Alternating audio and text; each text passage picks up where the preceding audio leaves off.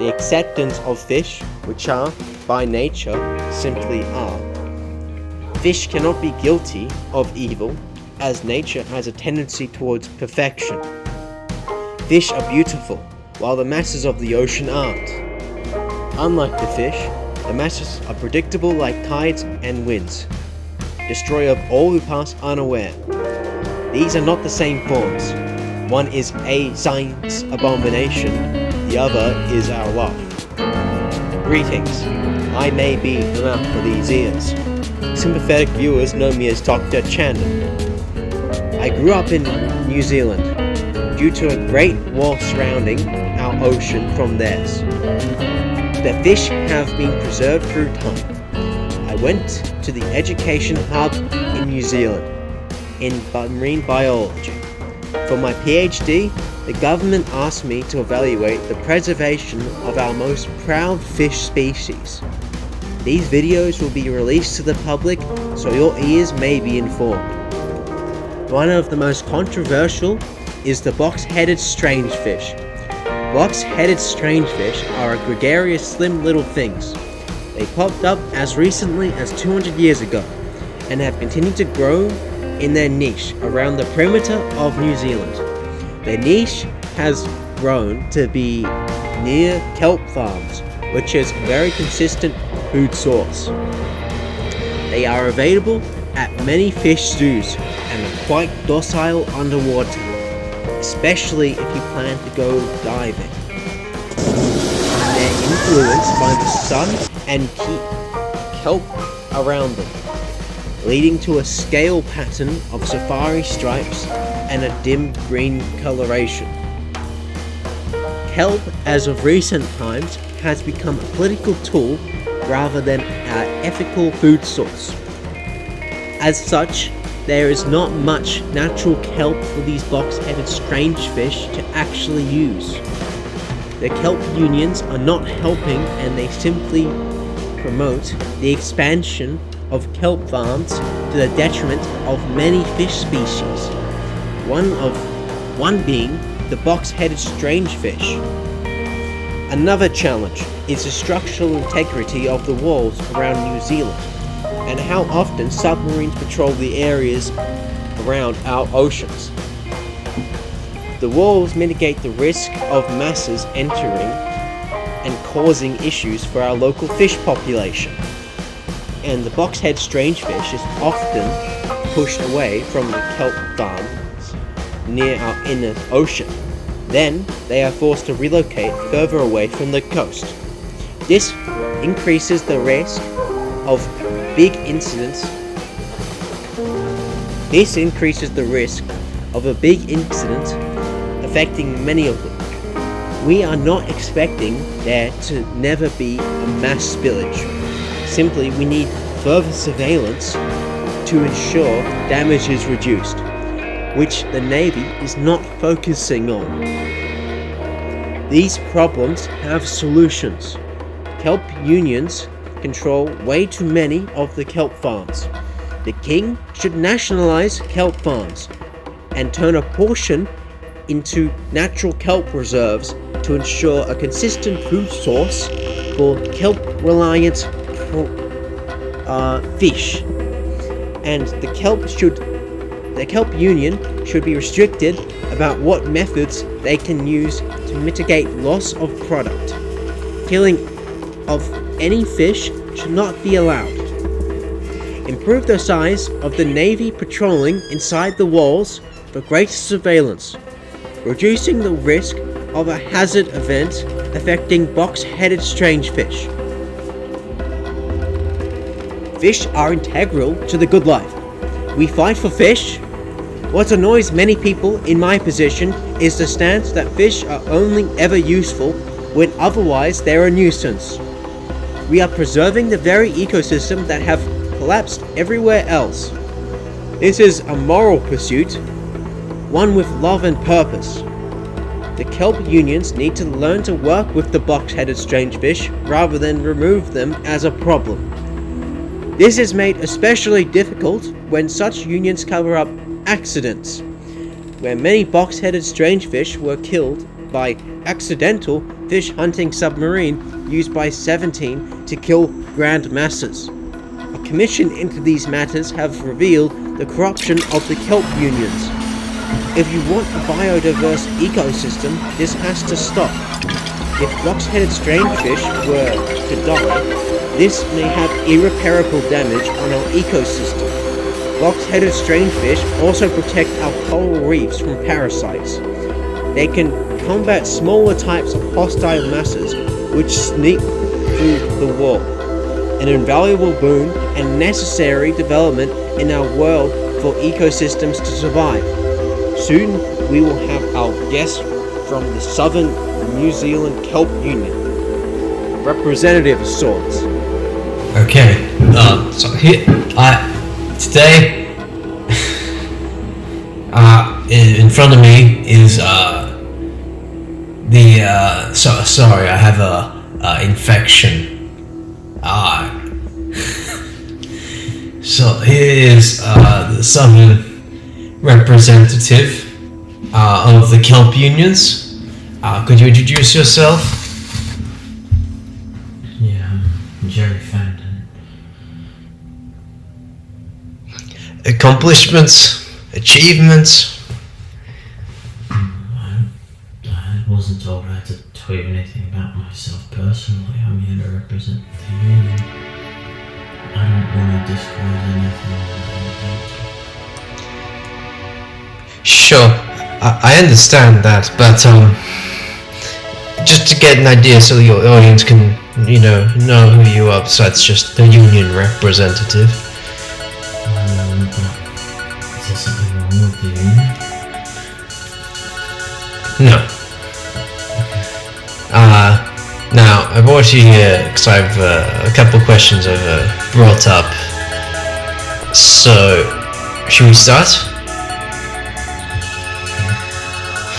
Okay, this question is quite pressing. Sure you understand, but do the Kelp Unions have access to our 1700 class submarines? Well, if they did, that would be a pretty big conflict of interest, wouldn't it? We're a union. Help the disconnect how do we been able to well, where is this question coming from? Well, there are some rumors that they have been seen around.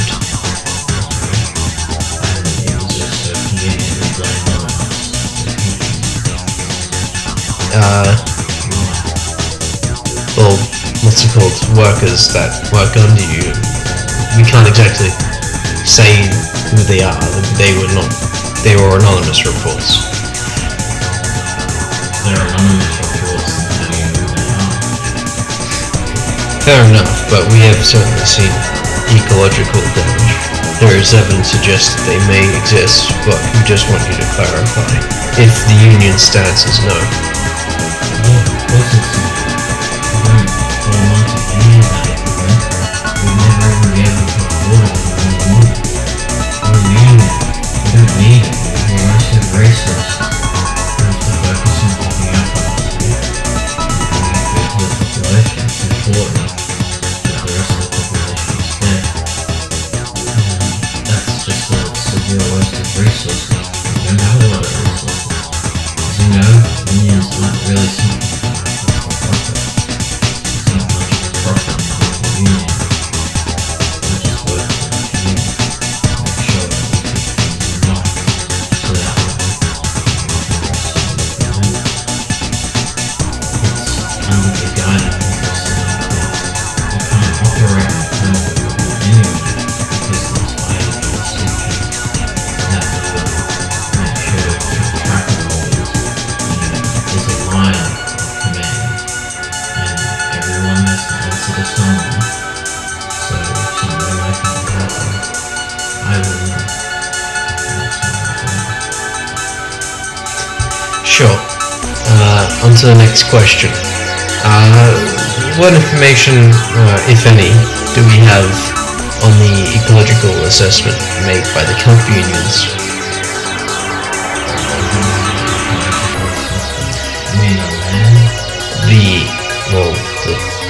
The ocean floor that you wish to farm for kelp. Ecological assessment. Very simple. You take healthy land that's unpopulated by any fish, test the crop there specifically, and we use the technology that they designate. In order to cultivate this crop, give it the phosphates and everything that's required to grow the crop necessarily. We do not really ecologically assess, as I would say, and there's not much need for sustainable land when making kelp. It is a plant that gives back once it is planted, so there's not really much concern there. I guess the only concern is just keeping it away from the fish, making sure it's not anywhere near any population of fish. Well, that seems a bit dubious when some of the farmers in your union seem to be setting up in quite, I guess you could say, vicious environments. Well, why haven't these farmers been reported? That's up to the people to tell us so that we can handle the issue adequately. We would like to handle these farmers and make sure they don't do this. So you need to report this information. Who are they? What are they doing? You're not giving me a good citation here. You're just saying that there is evidence. What evidence? As far as I can tell, if you people aren't reporting it to us, if we're not getting that information, then what should we even do? Well, there have indeed been reports, but it seems like the systems in place are perhaps not adequate to handle the complaints at the moment. They most certainly are. This may just be a public misconception, because processing claims takes time. We can't instantly get rid of all the farmers. We have to make sure that their families are kept safe, that nobody goes after them, because even if they're doing something that is a little bit like they're not on ground that is permitted to be farming in, even if that's the case, we need to make sure that these farmers and their families still stay safe, because a lot of those people are not culpable for the farmers' actions, and sometimes these people have a life outside of their farming activities. Sometimes it's about making a living, and we empathize with that causation, even if it does cause problems for the greater population, but we want to handle it in a way that is non-violent within the principles of the 15, making sure that we're able to preserve the peace and keep these farmers and their families safe, and make sure that they make money in a way that's good for the rest of us. So we have to process these claims, because a lot of people, they get enraged, quite irrational, and they come after these farmers and these people, and affect them in a way that's unnecessary and extreme, and violence is not the answer. Fair enough point. On to the next question. You've heard of the Box-Headed Strangefish? No? Yeah. It is quite a, I would say, beautiful species of fish, but they are specifically attuned to kelp and such, and there have been accusations that the kelp unions have been helping farmers kill off populations of box-headed strangefish. Is that true? I don't know where these accusations are coming from. It doesn't sound sensible to me, because we have not been doing this. When we observe our farms, we make sure to take them as far away from the fish as possible, and we have ways to deal with these populations of fish and keep them out of our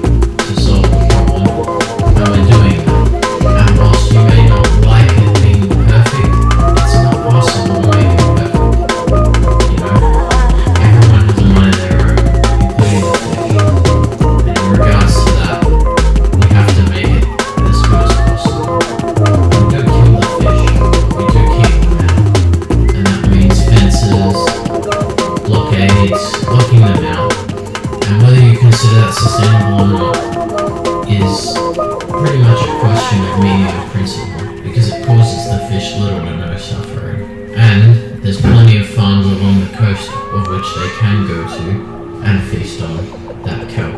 We make sure that our farmers are not farming near there, and whilst there may be a few rogue ones, we are not fully culpable for their actions. We do not help them kill the fish, we simply help them mitigate the fish.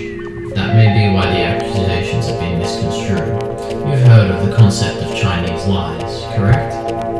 When someone says something to someone else's ear, then another person says it, and then another person says it, and the construction of those words becomes more and more compressed and detached, and it's not really congruent. I mean, I've heard of that, but isn't that a 17 concept? No, Why would it apply to us? it's not a 17 concept. But we're better than that. What? You're putting words in my mouth. This is not a 17 concept. This is a game that school kids play. Schoolyard play. Really? Yes. That's concerning. What's concerning? Never mind. Fair enough. Maybe the unions have a different stance on this issue. I made my stance clear. I don't understand where you're coming from. Are you trying to get something out of me here? Are you trying to demonstrate to your population of fans that we're untrustworthy, that we're unreliable? We're giving you a concise answer. We're giving you what's going on. You have an answer. You have a clear answer. We're not the bad guys, and you should trust us. That's it. Well, I guess the next question will be, will the kelp unions be able to, because that corruption report was pretty damning, will they be able to step up their game in order to make sure safety procedures for the ecology New Zealand is kept up? Because that corruption report was pretty bad. I'm sure you can admit that. Well, with the corruption report, you might not know this, but I am a new hire, and multiple new hires in the sector have been put back in place. The CEO has been removed from the union, and multiple people have been appointed in different positions. So it's already underway. Whatever has been dealt is being dealt with. And because of that, I think people like me and people like our new CEO being in positions of power will lead to the system being less of a problem. Whatever happened in the corruption report at this stage is being handled actively, so there's nothing really to worry about. We're focusing on what we're doing. And the same thing can be said about the corruption report, really. Even though there were some things that were true in there, some of it was very speculative, very accusatory, and followed the same principle of making things seem worse than they are. And we can't have that in a society where we have to constantly improve, because if we're constantly banding against each other, then how are we supposed to be banded together in a society built off the principles of love and peacefulness and pacifism? We can't fight the system that we're building. Otherwise, we're fighting funny fish. Sure. Fair enough. Anyway, that was the, your name? We're doing, that was the, Southern representative for the kelp unions. Glad to have you here. You want to say goodbye? I suppose so. Where's the door? I need to talk with my lawyer. A final note, farmers have shown many times to go against the principles of morality, and this cannot go on anymore. Doesn't matter the profit, this is a transcendental idea compared to those. On a lighter note, Box-Headed Strangefish are available in any store. They are a great introduction to keeping fish as pets. You can keep it around like your guard dog. They make a vicious noise. I won't show it. It's very vicious, but that's one of the reasons they can deal with hostile masses. Keep the intruders out, you will feel very safe.